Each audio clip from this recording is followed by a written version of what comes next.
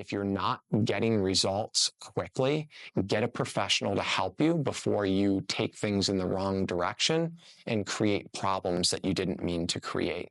This is one of the most important things you will ever do with your dog. The number of phone calls that we get here at DogiZone asking for help socializing people's dogs is off the hook. Here's the problem. 50% of the people that want to socialize their dogs are way too late. Socializing your dog happens during a very specific period in their life. Socialization with most dogs is going to take place between 7 and 16 weeks of age. So we need to keep that in mind, that socialization is actually for puppies. And a lot of us think of socializing as socialization. The difference is socializing would be me interacting with you in a social setting.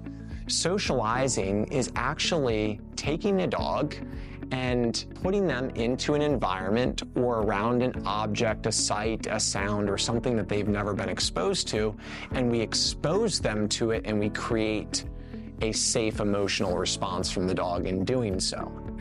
So if you have a dog that's over 16 weeks of age, they're now a young adolescent dog, we are past the point of being able to socialize your dog. It doesn't mean there's no hope. It just means that we need to approach things differently. So with an older dog, the key is get them into obedience training. Create a clear line of communication so that you can let them know what your expectations are in an environment or in a scenario where they may be showing fear of people, dogs, cars, buses, whatever the case may be. If you're on the other side of the spectrum and you've got a fresh start, you've got a puppy, and you're in this 7 to 16 weeks socialization period, we're going to take an entirely different approach. When we're socializing our dogs, it's about creating a safe emotional response from the dog when they experience these things. So we want them to not be overly excited, but we don't want them to be scared. We want to try to create as much of a neutral response to these things as possible. And the best way to socialize a dog to a new sound, to a new sight, a new person, is from a distance. And the further you are away from that person, sight, sound, whatever the object may be, the easier it's going to be for your dog to relax. The closer you are to it, the more difficult it is going to be for the dog to relax around that thing. So we would encourage you, if you want to introduce your dog to a vacuum cleaner, for example, don't stand your dog right next to the vacuum cleaner, turn it on, and let them suffer. That is not going to help you. It is only going to make things more difficult for your dog. You actually should start off by taking your dog outside and having somebody turn on the vacuum in the house while the dog is outside and can barely hear it. We create a positive association with that sound and the dog getting to go outside and enjoy freedom or enjoy treats or a ball or whatever it is that you like to do with your dog outside. We gradually can start working the dog by bringing them inside, turning on the vacuum, and maybe we're on the opposite side of the house, but we're gradually getting closer to the vacuum cleaner.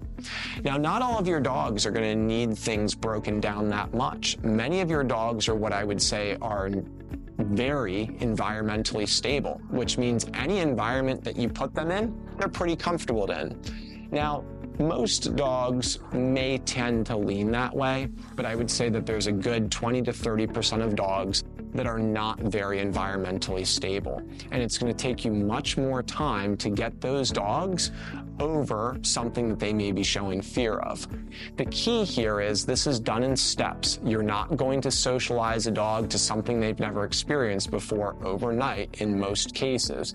It is going to be a process. We're going to work in very short increments, creating slight amounts of exposure with a positive outcome and result, and we're going to gradually build on that over time. But socialization is effectively helping your dog to experience all of the things that they might encounter in their life prior to them encountering them.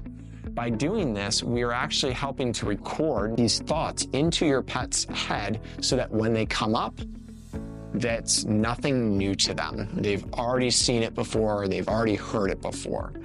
So when you look at socializing your dog, you don't need to think about just people or just dogs, which is what most of you think about when you're thinking about socializing your dog. You need to think about, what type of life am I going to live with my dog?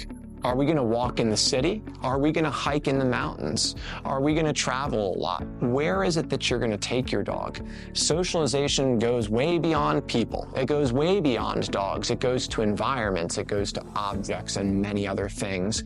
And we want to create a list for ourselves of things that we should socialize our dog with so that we can go through and check them off.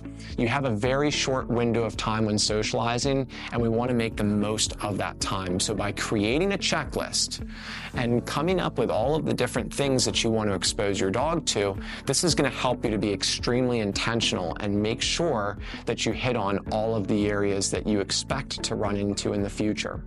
And here's the thing.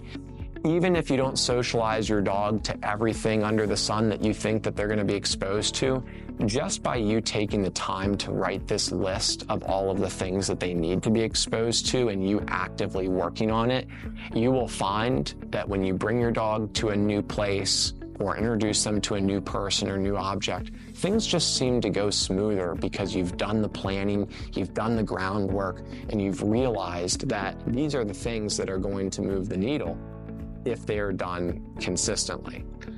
The last thing that I want to say that is probably the most important thing that you're going to hear is when you are socializing the dog, it is very critical that you pay attention to the state, the emotional state that the dog is in, and be very aware of how it is that you may be reinforcing that. If you have a dog that's showing fear, do not pet them. Do not try to coddle them because that is going to get you more of that behavior. You want to be more indifferent to that. If you have a dog that's a little reserved, be a little peppy. If you have a dog that's a bit peppy, be a little bit more reserved to try to balance that dog. So, as you start socializing your dog, be intentional, take your time, do not rush, and if you're not getting results quickly, get a professional to help you before you take things in the wrong direction and create problems that you didn't mean to create. This is one of the most important things you will ever do with your dog.